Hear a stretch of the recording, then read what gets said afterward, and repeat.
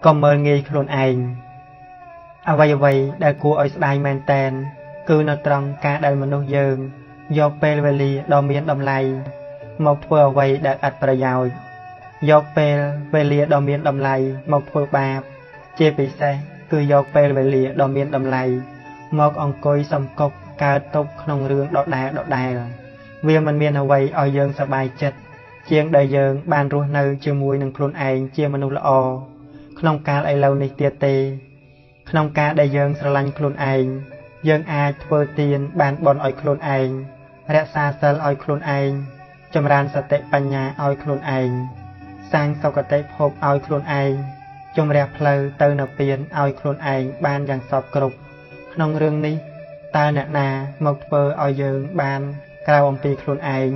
ដូច្នេះតើយើងជាមនុស្សសំខាន់សម្រាប់ខ្លួនឯងប៉ុណ្ណាទៅយើងត្រូវធ្វើជាព្រះមួយអង្គជួយខ្លួនឯងដាច់ខាតកុំមើលងាយខ្លួនឯងឲ្យសោះ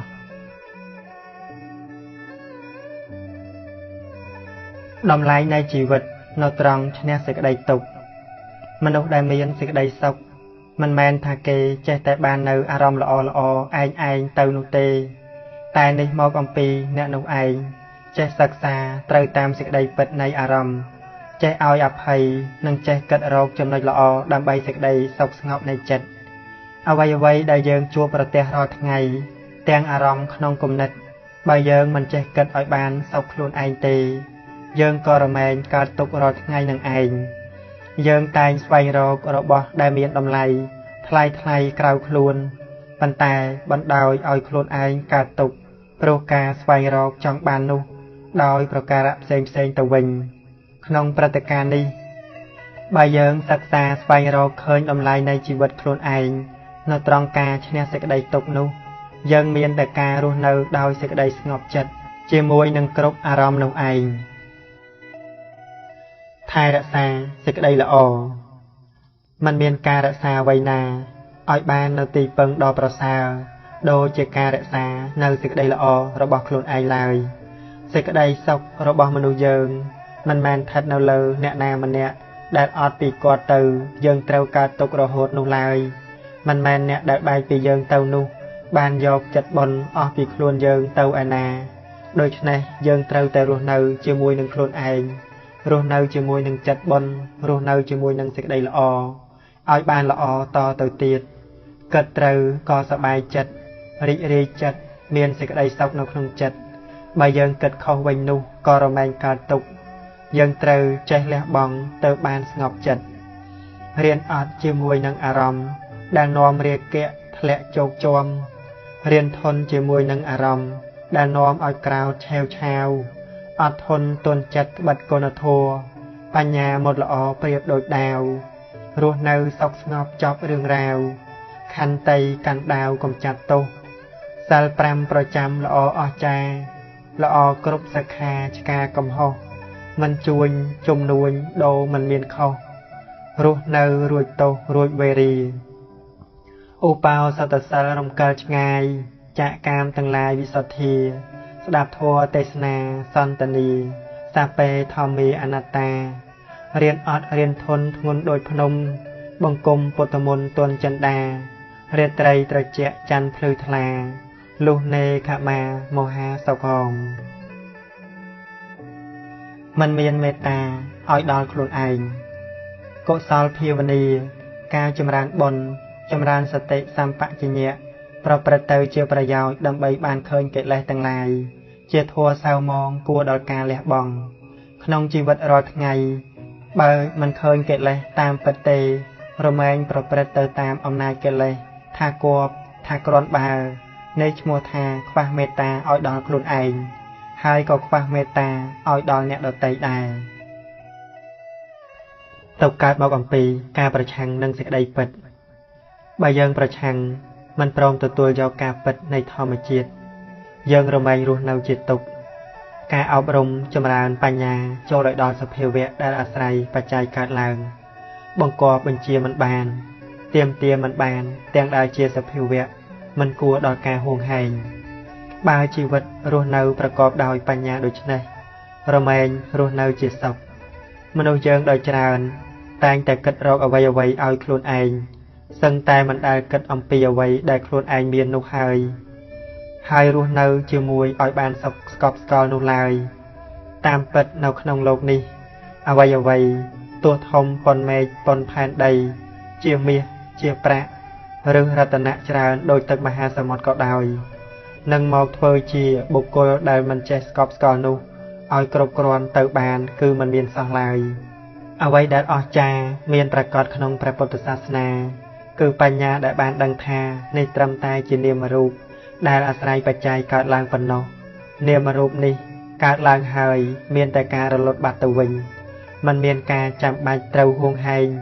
ឬត្រូវការប្រាថ្នាអ្វីអំពីโลกនេះឡើយសេចក្តីសុខដែលយើងទទួលបានសេចក្តីសុខមិនមែនកំណត់នៅត្រង់ថាអ្នកណាមានរបស់អ្វីឬមានអ្នកណានោះទេប៉ុន្តែកំណត់នៅត្រង់ចិត្តតើកំពុងក្តៅក្រហាយឬកំពុងស្ងប់ត្រជាក់មនុស្សយើងកើតទុក្ខព្រោះគិតថារបស់យើងបានបាត់បង់ទៅប៉ុន្តែបើរបស់នោះបានប្រកបនៅលក្ខណៈប្រាប់មកថាជារបស់នៅក្នុងโลกដូច្នេះយើងក៏មិនមានអ្វីដែលត្រូវបាត់បង់ដែរហើយក៏មិនមានទុក្ខសោកអ្វីឡើយពាក្យថារបស់ក្នុងโลกគឺដូចជារបស់អ្នកដទៃយ៉ាងអញ្ចឹងឯងយើងគ្រាន់តែចាប់ប្រកាន់ថាជារបស់យើងប៉ុន្តែគឺជារបស់โลกនេះដដែលមិនមានអ្នកណាយកអ្វីបានទេទាំងខ្លួនយើងនេះផងក៏សុទ្ធតែជារបស់โลกនេះនឹងឯងហេរិសេចក្តីខ្មាស់បាបខ្ពើមបាបថ្នាក់សិលខ្មាស់ខ្ពើមការចាប់យករបស់អ្នកដទៃដែលគេមិនបានឲ្យចំណែកហេរិថ្នាក់សតបដ្ឋានខ្មាស់ខ្ពើមការចាប់យករបស់ក្នុងโลกហើយមានការលះបង់នឹងឯងជាទីពឹងតែម្ដងមិនមានទីពឹងដទៃនោះឡើយសូមអនុមោទនីបើយើងមានសេចក្តីអត់ធន់បានគ្រប់យ៉ាងនឹងបានល្អប្រសើរឡើងមិនមានអ្នកណាស្លាប់ព្រោះហេតុបាត់បង់នៅសេចក្តីស្រឡាញ់ពីអ្នកដទៃដែលអ្នកដទៃនោះជ្រើសរើសយកការដើរចេញអំពីជីវិតរបស់យើងនោះឡើយប៉ុន្តែដែលបានលើដំណឹងក្នុងពិភពលោកនេះថាអ្នកនោះស្លាប់អ្នកនេះស្លាប់ព្រោះហេតុបាត់បង់នៅសេចក្តីស្រឡាញ់នឹងមកអំពីអ្នកនោះឯងបាត់បង់នៅសេចក្តីស្រឡាញ់ខ្លួនឯងទេតើពោលគឺមិនចេះស្រឡាញ់ខ្លួនយើងកុំចេះតែចង់រស់នៅដូចមុនត្រូវរៀនរស់នៅជាមួយនឹងការពិតដោយបញ្ញាកុំខ្លាចការព្រាត់ប្រាសប្រែប្រួលកុំខ្លាចថានឹងរស់នៅមិនបានជឿចោះថាបើយើងអត់ធន់បានហើយគ្រប់យ៉ាងក៏នឹងល្អប្រសើរឡើងត្រូវចាំថាមិនមានអ្នកណាជួយយើងបានទេដូច្នេះយើងត្រូវតែព្រមទទួលនិងត្រូវរស់នៅជាមួយឲ្យបានពេលវេលានឹងជួយឲ្យយើងកន្លងផុតអំពីទឹកភ្នែករីករាយជាមួយនឹងសេចក្តីល្អជាទីពឹងក្នុងដំណើរជីវិតរបស់យើងនៅពេលដែលយើងមានសេចក្តីល្អជាទីពឹងហើយទើបយើងបានយល់ដឹងថាយើងមានការបាត់បង់មកពីការហួងហែងបើយើងមិនមានអ្វីហួងហែងទេក៏យើងមិនមានអ្វីដែលត្រូវបាត់បង់ដែរយើងបានយល់ដឹងទៀតថាយើងកើតមកតែងមានទុក្ខប៉ុន្តែមិនមែនកើតមកដើម្បីលិចលង់ចុះក្នុងសេចក្តីទុក្ខទេសេចក្តីល្អគឺជានាវានៃជីវិតដែលដឹកនាំយើងឲ្យបានដល់កោះត្រើយបានដល់នៅព្រះបរមសុខឃ្លាតចាកនៅសេចក្តីទុក្ខទាំងពួងសូមអនុមោទនីត្រូវចេះរស់នៅជាមួយនឹងខ្លួនឯងឲ្យបានល្អបើយើងរៀនចេះអំពីโลกនេះគឺโลกនេះមិនបានបង្រៀនឲ្យយើងមកគ្រប់គ្រងហួងហែងឡើយសត្វលោកសោកសៅព្រោះហេតុតែការហួងហែងថាជារបស់យើងនឹងឯងដូច្នេះការដែលយើងរស់នៅយ៉ាងមានសេចក្តីសុខ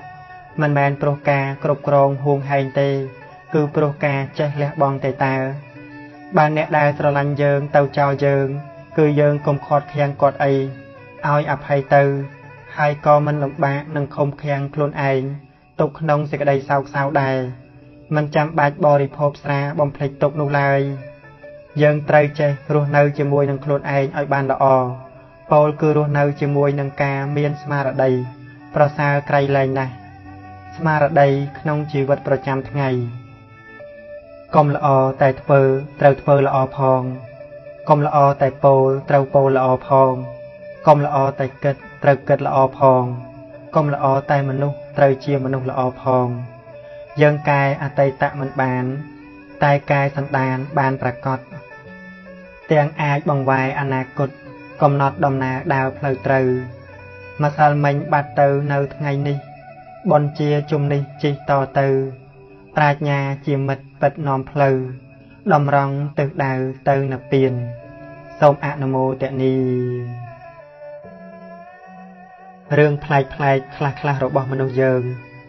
មានរឿងប្លែករបស់មនុស្សយើងនៅត្រង់ដែលខ្លួនឯងមានអាយុតិចហើយមិនដឹងស្លាប់ថ្ងៃណាពេលណាទៀតប៉ុន្តែមានសេចក្តីប្រមាទហាក់ដូចជារស់នៅអត់ចេះស្លាប់ម្យ៉ាងទៀតខ្លួនឯងនៅជាប់ចំណងវត្តដាក់យ៉ាងមាំតែបែរជាអង្គុយលើកឡើងនៅទោសរបស់អ្នកដទៃយ៉ាងពេញចិត្តពេញថ្លើមទាំងដែលខំប្រឹងនិយាយអួតខ្លួនឯងថាខ្ញុំមិនចេះអួតអាងអ្វីឡើយចង់បានការសរសើរថាខ្លួនឯងមិនប្រាថ្នាធ្វើអ្នកធំចង់បានលៀបសក្ការៈចង់បានការបូជាក៏និយាយទៅថាខ្លួនខ្ញុំមិនជាប់ជំពាក់នៅក្នុងវត្តដាក់ឡើយរឿងប្លែកខ្លះទាំងអស់នេះ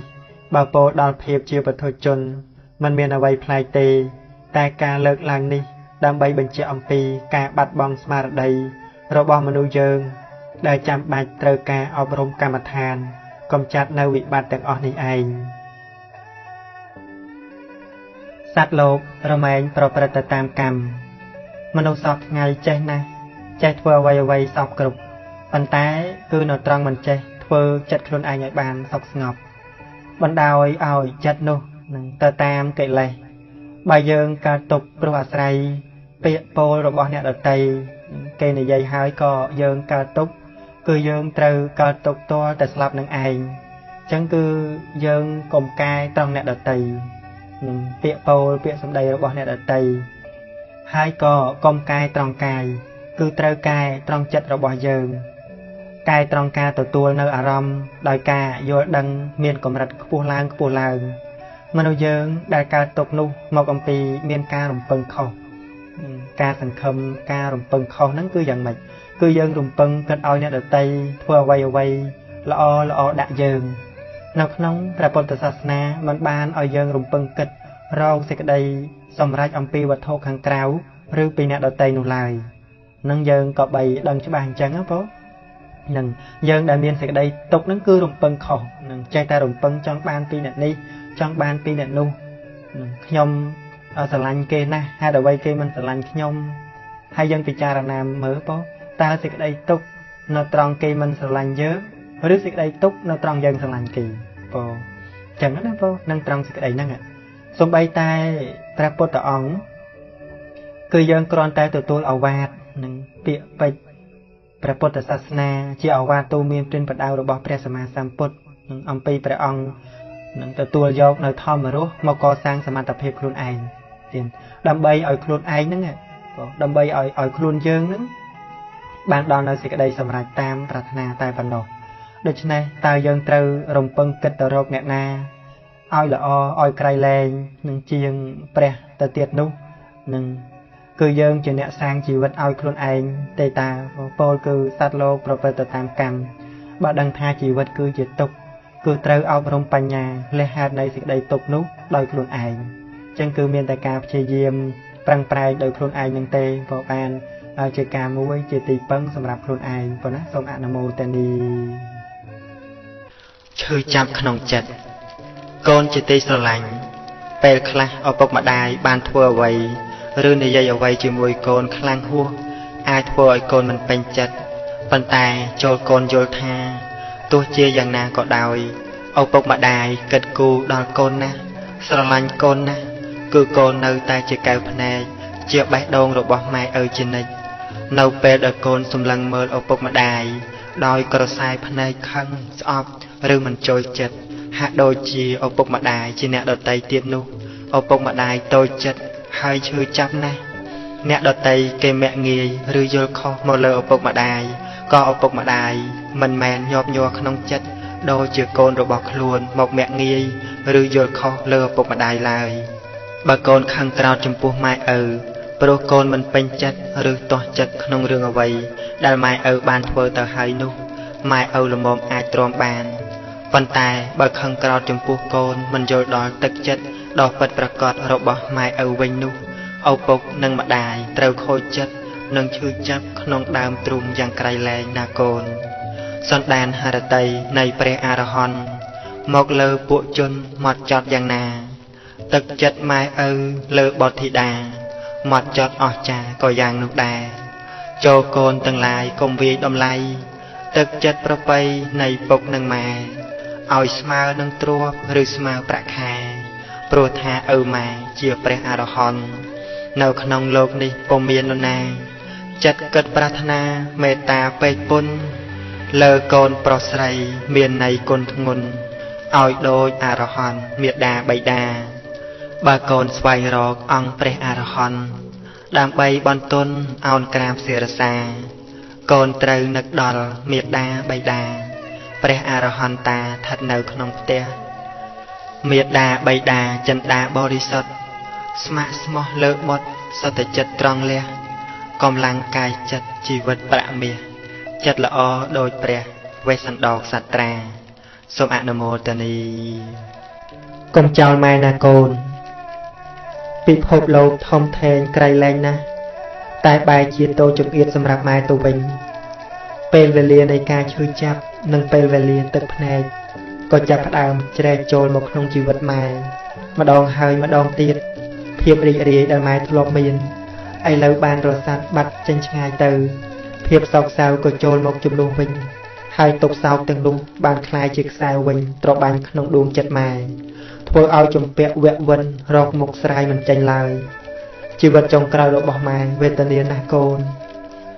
កូនអើយកុំទុកម៉ែចោលបានទេចាត់ទុកថាម៉ែសូមចិត្តកូនទៅចុះសូមផ្ដល់សេចក្តីសុខនាជីវិតចុងក្រោយសម្រាប់ម៉ែផងម៉ែចង់បានភាពកក់ក្ដៅពីកូនម៉ែចង់ហូបឆ្អែតម៉ែឃ្លានរបស់ឆ្ងាញ់ម៉ែចង់ឃើញមុខកូន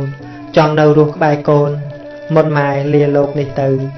កុំទៅចោលម៉ែអីណាកូនគេថាមហាសមុទ្រធំធេងវែងអន្លាយឆ្ងាយដាច់កន្ទុយភ្នែកនិងមានជម្រៅមិនអាចវាស់ស្ទង់បានឡើយតែទំហំនៃសេចក្តីទុក្ខនៅក្នុងជីវិតរបស់ម៉ែដែលកូនផ្ដល់ឲ្យពេលខ្លះធំធេងជាងមហាសមុទ្រទៅទៀតភាពឈឺផ្សាក្នុងបេះដូងរបស់ម៉ែបានคล้ายទៅជាជំងឺដែលគ្មានថ្នាំព្យាបាលឡើយ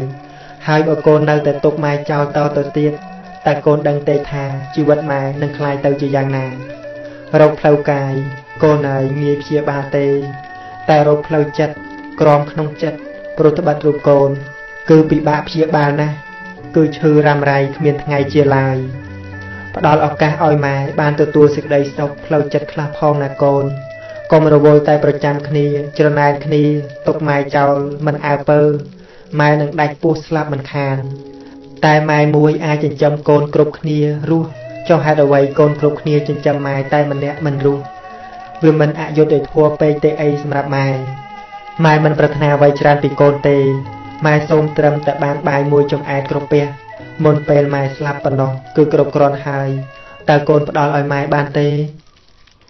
ម៉ែហេវម៉ែហត់ម៉ែក្រម៉ែអត់ម៉ែខ្សត់ណាស់កូនម៉ែសែននឿយណាយកាយម៉ែស្ទើរសូនចង់ជួបមកកូនមុនម៉ែឃ្លាតឆ្ងាយម៉ែគ្រុនរងាឈឺពុំសូវជាជរារូបកាយម៉ែឃ្លានខ្លាំងណាស់ស្រេកទឹកឃ្លានបាយទុកឥតរសាយម្ដាយត្រូវការកូនកូនហើយម៉ែចាស់រងាខ្លាំងណាស់ម្ចាស់ថ្លៃមានស្ងួនរាល់ថ្ងៃល្ងាចព្រឹកអង្គុយនឹកកូនម្ដេចស្ងាត់បាត់សូនកូននៅទីណាម៉ែប្រឹងចិញ្ចឹមកូនទាំងទឹកភ្នែកម៉ែតស៊ូគ្រប់បែបយ៉ាងនិងឆ្លងកាត់គ្រប់ឧបសគ្គរាប់រយជំពូកក្នុងការចិញ្ចឹមកូនម៉ែប្រឹងប្រែងណាស់ព្រោះម៉ែខ្លាចកូនអត់ឃ្លានទោះការងារធ្ងន់ស្រាលយ៉ាងណាក៏ដោយក៏ម៉ែធ្វើទាំងអស់ឥតរាថយឡើយព្រោះម៉ែនឹកឃើញថាបើម៉ែមិនធ្វើមិនរកម៉ែគ្មានអ្វីយកមកចិញ្ចឹមកូនទេដូច្នេះការងារអ្វីក៏ដោយឲ្យតែបានកម្រៃដើម្បីបានចិញ្ចឹមឲ្យកូនរស់ការងារនោះម៉ែធ្វើទាំងអស់ព្រោះម៉ែនឹកស្រណោះអាណិតកូនជារឿយម៉ែតែងលួចយំតែម្នាក់ឯងនៅពេលណាដែលម៉ែនឹកដល់អនាគតរបស់កូនម៉ែព្រួយបារម្ភខ្លាចម៉ែចិញ្ចឹមកូនមិនបានល្អព្រោះម៉ែក្រគ្ មានម្ហូបអាហារល្អដើម្បីឲ្យកូនបានបរិភោគគ្រប់គ្រាន់ទៅម៉ែស្រក់ទឹកភ្នែកព្រោះតែម៉ែអាណិតកូនជំហានដំបូងនៃការគិតរបស់ម៉ែគឺម៉ែតែងគិតដល់កូនមុនគិតអ្វីៗទាំងអស់ព្រោះកូនសំខាន់ណាស់នៅក្នុងជីវិតរបស់ម៉ែការលះបង់ពេលវេលាលះបង់កម្លាំងកាយចិត្តបង្ហូរញើសឈាមបង្ហូរទឹកភ្នែកនិងការប្រឹងប្រែងសពគ្រប់បែបយ៉ាងរបស់ម៉ែរាល់ថ្ងៃនេះគឺដើម្បីកូនតែប៉ុណ្ណោះមិនមែនធ្វើដើម្បីជីវិតម៉ែតែម្នាក់នោះទេគឺម៉ែធ្វើដើម្បីជីវិតកូនប្រុសស្រីគ្រប់គ្នាម៉ែចំណាយពេលច្រើនណាស់ក្នុងការមើលថែកូនទម្រាំតែកូនធំដឹងក្តីម៉ែត្រូវលំបាកគ្រប់យ៉ាងធ្វើការងារមិនខ្លាចនឿយហត់ធ្វើការងារមិនអាណិតខ្លួនព្រោះកូនគឺជាចំណែកមួយក្នុងជីវិតម៉ែដែលម៉ែត្រូវតែគិតមុនអ្វីៗទាំងអស់ពេលខ្លះខ្លួនប្រាណរបស់ម៉ែនៅកន្លែងការងារតែចិត្តវិញ្ញាណរបស់ម៉ែនៅជាមួយនឹងកូនហើយមានអ្នកម្ដាយខ្លះកាលកូននៅតូចខ្ចីបីកូនបណ្ដាធ្វើការងារបណ្ដាក៏មានព្រោះមិនហ៊ានទុកកូនចោលគ្មានអ្នកមើលថែម៉ែសុកចិត្តបីកូនដៃម្ខាងហើយដៃម្ខាងទៀតធ្វើការងារស៊ីឈ្នួលគេយ៉ាងលំបាកលំបិនតែទោះបីជាម៉ែលំបាកតោកយ៉ាក់ប៉ុណ្ណាក៏ដោយក៏ម៉ែមិនដែលធ្ងោមួយម៉ាត់ថាម៉ែពិបាកឡើយម៉ែនៅតែធ្វើការដើម្បីចិញ្ចឹមកូនជានិច្ចហើយបើទោះបីជាម៉ែក្រីក្រខ្វះសពខ្វះគ្រប់ក៏ដោយតែចិត្តរបស់ម៉ែមិនដែលចង់បោះបង់កូនចោលឡើយម៉ែខំប្រឹងចិញ្ចឹមកូនឲ្យរស់ដោយដៃរបស់ម៉ែរហូតកូនធំដឹងក្តីគ្រប់គ្នាទោះក្តៅរងាភ្លៀងផ្គរយ៉ាងណានៅតែធ្វើការគ្មានថ្ងៃសម្រាកឡើយម៉ែទទួលនៅអំរែកជីវិតធ្ងន់ណាស់កូនអើយស្ទើរតែទ្រាំទ្រទៅមុខទៀតលែងបានព្រោះវាធ្ងន់ណាស់សម្រាប់ម៉ែតែម៉ែនៅតែតស៊ូទទួលអំរែកដ៏ធ្ងន់នេះដើម្បីស្វែងរកអនាគតដ៏ល្អរុងរឿងសម្រាប់កូនពេលខ្លះម៉ែធ្លាក់ខ្លួនឈឺតែម៉ែមិនទម្រុនខ្លួនឡើយម៉ែនៅតែទៅធ្វើការងារឲ្យគេទាំងឈឺក៏មានម៉ែទទួលក្រមាធ្វើការងារនៅហាលក្តៅញើសរបស់ម៉ែហូរចូលខ្លួនប្រាណម៉ែយកដៃជូតញើសដែលហូរមកទាំងទារុនទារាម៉ែស្ទើរតែតស៊ូទៅមុខទៀតមិនបានព្រោះម៉ែគ្មានកម្លាំងក្នុងខ្លួននោះឡើយដើម្បីនឹងធ្វើការងារបន្តទៀតទេតែពេលដែលម៉ែនឹកឃើញដល់កូនទាំងឡាយដែលនៅតូចពឹងលើម៉ែទាំងស្រុងម៉ែក៏ខំប្រឹងធ្វើការទាំងឈឺធ្វើការទាំងទឹកភ្នែកស្រក់ហូរជោគលើភ័ក្ររបស់ម៉ែគឺម៉ែធ្វើដើម្បីកូនទោះបីម៉ែឈឺក៏ម៉ែមិនគិតពីខ្លួនម៉ែឡើយក្នុងចិត្តរបស់ម៉ែគិតទៅតែកូនគ្រប់ពេលវេលាទាំងអស់កូននឹកស្រណោះគ្រាមួយនោះគឺគ្រាដែលគ្រួសារយើងធ្លាក់ខ្លួនក្រខ្លាំងសូម្បីតែអង្គក៏គ្មានច្រកឆ្នាំងតែម៉ែខំប្រឹងគ្រប់មធ្យោបាយដើម្បីដោះស្រាយជីវភាពក្នុងគ្រួសារឲ្យកូនបានទៅសាលាឲ្យកូនបានអាហារបរិភោគរស់រានមានជីវិតរហូតមកដល់សពថ្ងៃក៏ព្រោះតែការប្រឹងប្រែងរបស់ម៉ែម៉ែអើយម៉ែពិតជាល្អចំពោះកូនណាស់ម៉ែជាព្រះដែលមកជួយកូនគ្រប់ពេលដែលកូនលំបាកម៉ែមកថ្នាក់ថ្នមកូនគ្រប់ពេលដែលកូនត្រូវការម៉ែម៉ែហ៊ានធ្វើដើម្បីកូនគ្រប់បែបយ៉ាងឥតរារែកចិត្តឡើយនេះហើយគឺជាការលះបង់របស់ម៉ែចំពោះកូនម៉ែនៅក្បែរកូនស្ងួននួនពិសីថ្នាក់ថ្នមបំបីបត់ថ្លៃត្រានត្រើយញើសឈាមបៀមទុកសពគ្មានសោះឡើយចិត្តគិតអត់ស្បើយរកត្រើយឲ្យកូនទឹកភ្នែកជន់ជោហូរធ្លាក់អត់អាក់ចិត្តម៉ែប៉ិតស្មាក់ថ្នាក់ថ្នមបត់ស្ងួនដើម្បីចរណៃម្ដាយថ្លៃស្ទើសូនកេងគិតខ្លាចខ្លួនកូនម៉ែលំបាកអាសូរខ្លួនម៉ែប្រែស្គមរិញរៃឈឺសពសរសៃរាល់ថ្ងៃឥតស្រាព្រោះម៉ែខំប្រឹងគ្មានពេលសម្រាប្រឹងប្រែងរកប្រាក់ចិញ្ចឹមជីវ៉ាម៉ែហូបមិនបានសម្រានមិនលក់ទ្រង់ម៉ែដង្ហក់ស្រក់ទឹកនេត្រាដួងចិត្តអាណិតបត់កននិថាព្រោះពេលនេះណាម៉ែសែនក្រក្រៃម៉ែគ្មានលំនៅឲ្យកូននៅសុខ ចិត្តម៉ែកើតទុកទាំងយប់ទាំងថ្ងៃបារម្ភពីកូនស្ងួននៅក្មេងវ័យចង់ឲ្យបត់ថ្លៃបានក្តីសោកគប់រសជាតិជីវិតពិតល្វីងជូរចត់លំបាកនឿយហត់ក្រខ្សត់អត់ទ្រាំរស់មានជីវិតទុកពិតតាមជាប់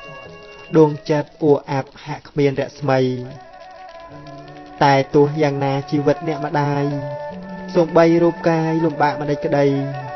គាត់នៅញញឹមដាក់កូនប្រុសស្រីហាក់ដូចគ្មានក្ដីនឿយហត់អ្វីឡើយម៉ែធ្វើការងារគ្មានទេពេលឈប់មិនថាថ្ងៃយប់ម៉ែធ្វើទាំងអស់ដៃម៉ែទាំងទ្វេបែកប្រេះក្រៀមក្រោះឈឺសពទាំងអស់តែម៉ែនៅទ្រាំ9 ខែ 10 ថ្ងៃនៅក្នុងផ្ទៃម៉ែ9 ខែ 10 ថ្ងៃជាពេលវេលាដែលម៉ែតែងតែទន្ទឹងរង់ចាំផ្លូវកូនចង់ឃើញមុខកូនចង់បែកបោមថ្នាក់ថ្នមកូនចង់ឮសំឡេងកូនយំចង់ដឹងថាទឹកមុខរបស់កូនកាត់ទៅរកពុកឬកាត់ទៅរកម៉ែកូនដឹងទេ9 ខែ 10 ថ្ងៃវាពិតជាយូរណាស់សម្រាប់ម៉ែដែលទន្ទឹងរង់ចាំក្នុងកំឡុងពេល9 ខែ 10 ថ្ងៃកូនអើយម៉ែបានស្គាល់គ្រប់រសជាតិអស់ហើយម៉ែខំប្រឹងឆ្លងកាត់ឧបសគ្គគ្រប់បែបយ៉ាងឆ្លងកាត់ការឈឺចាប់ឆ្លងកាត់ការធុញថប់ឆ្លងកាត់ការនឿយហត់ព្រោះម្ដាយចង់រក្សាកូនក្នុងផ្ទៃឲ្យមានសុខភាពល្អឲ្យកូនកើតមកមានភាពរឹងមាំ9 ខែ 10 ថ្ងៃជាថ្ងៃនៃការចងចាំរបស់ម៉ែចាំបានថាចាប់តាំងពីកូនមកចាប់បដិសន្ធិក្នុងផ្ទៃរបស់ម៉ែមកជីវិតរបស់ម៉ែប្រែប្រួលគ្រប់បែបយ៉ាងឥរិយាបថទាំង4ដេកដើរឈរអង្គុយធ្លាប់តែរហ័សរហួនចង់ទៅណាមកណាក៏បានតាមចិត្តចង់ធ្វើការងារអ្វីក៏ស្រួលតែពេលមានកូនក្នុងផ្ទៃចង់ដេកចង់ដើរចង់ឈរឬអង្គុយក៏ពិបាកធ្វើអ្វីក៏មិនទាន់ចិត្តងាកទៅណាក៏ទៅគឺទៅគ្រប់បែបយ៉ាងទាំងអស់ណាកូនចិត្តធ្លាប់តែស្រស់ស្រាយសប្បាយរីករាយទឹកមុខធ្លាប់តែស្រស់បោះតែនៅពេលដែលម៉ែមានកូនអារម្មណ៍របស់ម៉ែក៏ចាប់ផ្ដើមប្រែប្រួលឆាប់ខឹងឆាប់ឆេវឆាវមួម៉ៅក្តៅក្រហាយនឿយណាយធុញថប់ផ្គាប់ចិត្តមិនត្រូវអាហារហូបចុកដែលធ្លាប់តែឆ្ងាញ់ធ្លាប់តែចូលចិត្តបែរទៅជាលេបបញ្ចូលចេះតែរអើមរកកលតែវិលមុខអួតចង្អោចង់តែខ្ជិលកោឈឺនេះឈឺនោះរកថាមិនត្រូវហូបក៏មិនបានសម្រានក៏មិនលក់ព្រោះកូនធ្វើទុករាល់ថ្ងៃម៉ែធ្លាប់ជាមនុស្សមានសេរីភាពចង់ទៅណាមកណាគឺទៅបានគ្រប់កន្លែងក៏ព្រោះតែកូនស្ថិតនៅក្នុងផ្ទៃម៉ែសុខចិត្តបាត់សេរីភាពខ្លួនឯងដើម្បីមើលថែទាំកូនម៉ែធ្លាប់ជាមនុស្សដែលចូលចិត្តតែងខ្លួនស្អាតបាតគ្រប់ពេលវេលាក្រែមម្សៅម៉ាគីយ៉េលេលាបរាល់ថ្ងៃតែព្រោះកូននៅក្នុងផ្ទៃម៉ែលែងខ្វល់ពីរូបសម្រស់ទាំងអស់ម៉ែខ្វល់តែម្យ៉ាងគឺខ្វល់ពីកូនរបស់ម៉ែតាំងពីមានកូននៅក្នុងផ្ទៃម៉ែបានកែប្រែខ្លួនឯងច្រើនណាស់ម៉ែកែប្រែទម្លាប់ដែលធ្លាប់តែមិនសូវគិតខ្វល់ខ្វាយច្រើនបែរមកគិតច្រើនជាងមុនបារម្ភច្រើនជាងមុន